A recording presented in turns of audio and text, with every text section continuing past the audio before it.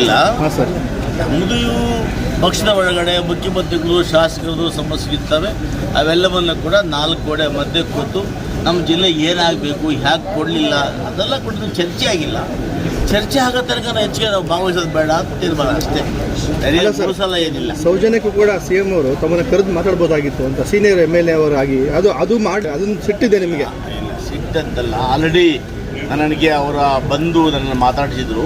ಮಾತಾಡಿ ಮುಖ್ಯಮಂತ್ರಿಗಳ ಸಮಯ ಕೊಡಿಸ್ತೀನಿ ಬಂದು ಮಾತಾಡಬೇಕು ಅಂತ ಹೇಳಿದ್ರು. ಅದು ಮಾತಾಡೋವರೆಗೂ ನಾವು ಸ್ವಲ್ಪ ದೂರ ಮೇಂಟೈನ್ ಮಾಡೋಣ ಅನ್ನೋ ಉದ್ದೇಶದಿಂದ ನಾನು ಇದ್ದೀನಿ ಅಷ್ಟೇ. ಆಲ್ರೆಡಿ ನಮಗೆ ಮಂತ್ರಿಗಳಾಗಿರ್ತಕ್ಕಂಥ ಬಾಲಕೃಷ್ಣ ಅವರು ಮತ್ತು ನಮ್ಮ ಕುಡಿಗಲ್ MLA ನಮ್ಮ ರಂಗನಾಥ್ ಅವರು ಬಂದು ನಮ್ಮ ಹತ್ರ 2 ಗಂಟೆಗಳ ಚರ್ಚೆ ಮಾಡಿದ್ದಾರೆ. ಚರ್ಚೆ ಮಾಡಿ ಎಲ್ಲವನ್ನೂ ಕೂಡ ನಮ್ಮ ಕಷ್ಟಗಳನ್ನು ನಮ್ಮ ಜಿಲ್ಲೆಗೆ ಯಾಕೆ ಕೊಡಲಿಲ್ಲ, ಎಲ್ಲ ಸಮಸ್ಯೆಗಳು ಕೂಡ ನಾನು ಮಾತಾಡಿದ್ದೀನಿ.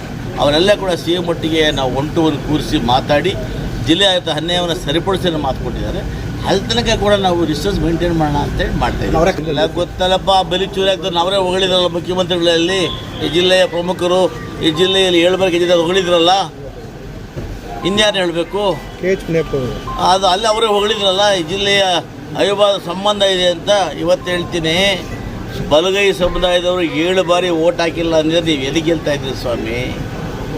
ಮೊನ್ನೆ ಬಲಗೈ ಸ್ವಲ್ಪ ಮುನ್ಸ್ಕೊಂಡಿದ್ದಕ್ಕೆ ನೀವು ಸೋತ್ರಲ್ಲ, ಅದನ್ಯಾರು ಹೇಳ್ತಲ್ಲ. ಇವತ್ತು ಒಂದು ನೋವೇನು ಅಂದರೆ, ಈ ಜಿಲ್ಲೆಯಲ್ಲಿ ಹೆಚ್ಚಾಗಿ ಯಾರೇ ಗೆಲ್ಲಬೇಕಾದ್ರೂ ಕೂಡ ಬಲಗೈ ಸಮುದಾಯ ಮತ ಹಾಕ್ತೀವಿ, ನಮ್ಮನ್ನು ಯಾರು ಕೂಡ ಗಮನ ತಗೊಳ್ಳೋದಿಲ್ಲ.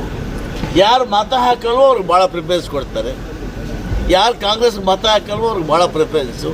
ಕಾಂಗ್ರೆಸ್ ಮತ ಹಾಕ್ತಕ್ಕಂಥ ಬಲಗೈ ಸಮುದಾಯ ಇವತ್ತು ಕೂಡ ಹಿಂದೆನೇ ಇದ್ದೀವಿ, ಮುಂದೆನೂ ಹಿಂದೆನೇ ಇರ್ತೀವಿ.